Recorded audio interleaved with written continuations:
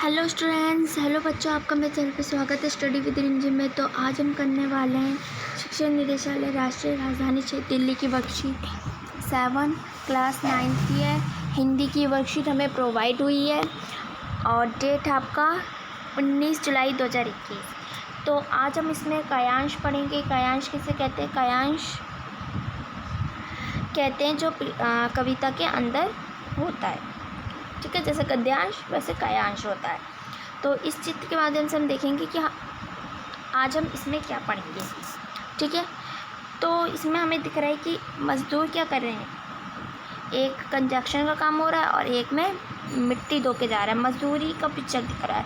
तो यानी कि आज हम इसमें मज़दूर के बारे में पढ़ेंगे। तो चलिए इसे पढ़ते हैं। मैं मज़दूर मुझे देवताओं की बस्ती में से क्या, अगणित 12 धार में मैंने स्वर्ग बनाया। यानी कि यहाँ मज़दूर कह रहे हैं मैं मज़दूर हूँ, मुझे देवताओं की बस्ती से क्या करना है, ठीक है। और अगणित यानी कि जिनकी गिनती ना की जाए, ठीक है।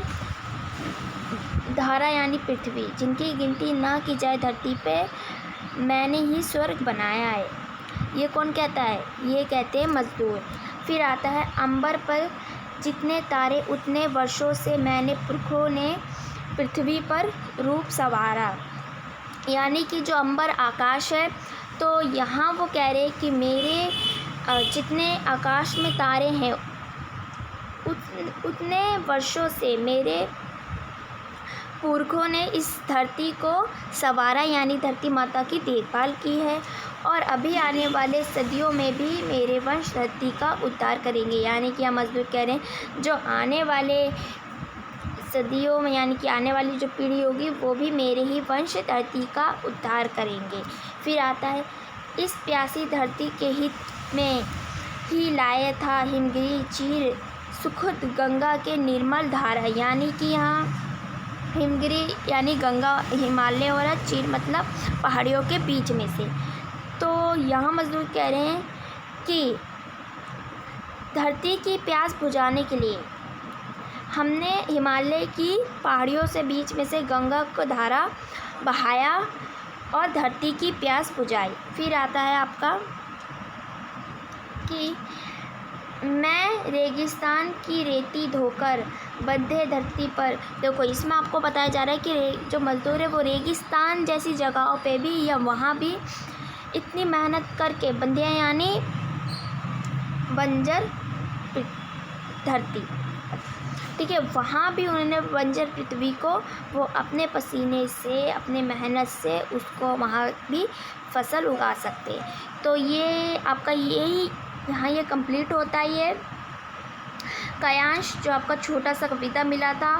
तो अब इसके थोड़े से क्वेश्चन आंसर्स करते हैं। तो निम्नलिखित प्रश्नों के शब्द के अर्थ लिखिए, जैसे अगठित, धारा, अंबर, वंश, हिमगिरी और बंधे। तो चलिए इसके करते हैं और आपके पूरे टोटल 6 क्वेश्चंस हैं, तो इनको करते हैं। चलिए तो देखो यहाँ मैंने लिख रखा है निम्नलिखित शब्दों के अर्थ, ठीक है। पहला अगठित, जिनको गिना नहीं जा सकता, मैंने अभी ऊपर ही बताया। धारा मैंने बताया ऊपर पृथ्वी होता है। अंबर आप सभी को पता ही होगा आसमान होता है। वंश पूर्वज। और फिर आपका आता है हिमगिरी यानी हिमालय, ठीक है। यानी कि आपकी ये वाली जो वर्ड मीनिंग है ये यही कंप्लीट हो जाती है, ठीक है। तो फिर हमारा जो अगला क्वेश्चन था सेकंड, वो हमसे इसमें पूछा जा रहा है कि मज़दूर द्वारा पृथ्वी पर स्वर्ग बनाने वाले से क्या तात्पर्य है। तो चलिए इसको भी करते हैं। तो हमने यहाँ लिखा है धरती पर स्वर्ग बनाने का कार्य मज़दूर कार्य, ठीक है। फिर आगे देखो हम दोबारा पढ़ते इसे। इसमें कहा गया है कि धरती को स्वर्ग बनाने का कार्य मज़दूर वर्ग करते ही है। वर्ग अपने कठोर और श्रम में यानी मेहनत, हमने गद्यांश में आपने पढ़ा होगा, वर्कशीट यही 2-3 में आपने पढ़ा होगा ये कि श्रम की मेहनत आप इस असंभव लगन वाले कार्य को भी संभव कर दिखाते हैं, असुंदर को भी वो सुंदर बना देते हैं, है ना। मज़दूर असंभव चीज़ों को भी संभव वो करके दिखाते हैं। फिर आपका थर्ड है कि अंबर पर जितने तारे वर्षों की जो बात की गई थी,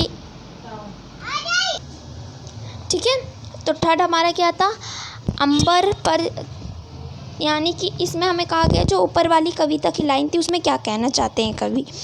तो इसमें हमने लिखा है कि मज़दूर यह आकाश में तारों की संख्या अर्थात गणित वर्षों से करते हैं, ठीक है। यह काम पहले उनके पुरखों ने किया था और आने वाले समय में उनकी अब पीढ़ी करेंगे, ठीक है। तो इसमें कवि ये बताना चाह रहे थे हमें इस पंक्ति में। फिर आपका फोर्थ है कि ऊपर दिए गए जो आपको कविता थी कि उसमें किस लोगों की मेहनत के बारे में है वो, तो मज़दूर की मेहनत के बारे में। और फिर आता है ऊपर दिए गए आपको उसके एक शीर्षक नाम देना है उस कहानी का, कविता का, तो मज़दूर की मेहनत, ठीक है, ठीक है। तो फिर आपका हमने यहाँ लिख दिया मज़दूर की मेहनत। और फिर आपका सिक्स्थ है कि पर्यायवाची शब्द लिखने 3-3।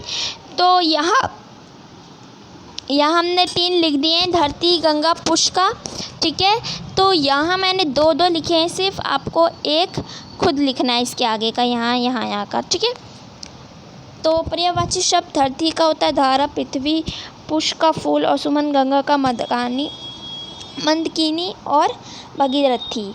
तो फिर आपका जो लास्ट क्वेश्चन है, 1 मिनट, वो है लाइक करिए वीडियो को और सब्सक्राइब करिए। हम सभी आपके लिए इतनी मेहनत करते हैं, अगर आप हमारी वीडियो को लाइक करोगे और सब्सक्राइब करोगे तो हमें बहुत खुशी होगी, और ऑल नोटिफिकेशन का बटन दबा दोगे तो जल्दी जल्दी सभी कर दीजिए ताकि मुझे भी खुशी मिले। ओके, तो आपकी वीडियो यहीं ख़त्म होती है। और अभी तक जो स्टूडेंट टेलीग्राम ज्वाइन नहीं करें हैं वो अभी टेलीग्राम ज्वाइन कर लीजिए, लिंक आपको डिस्क्रिप्शन में मिल गया है, ठीक है। तो आपकी वर्कशीट यहीं समाप्त होती है। अब मिलेंगे हम अगले वर्कशीट में। बाय बाय स्टूडेंट्स, ठीक है।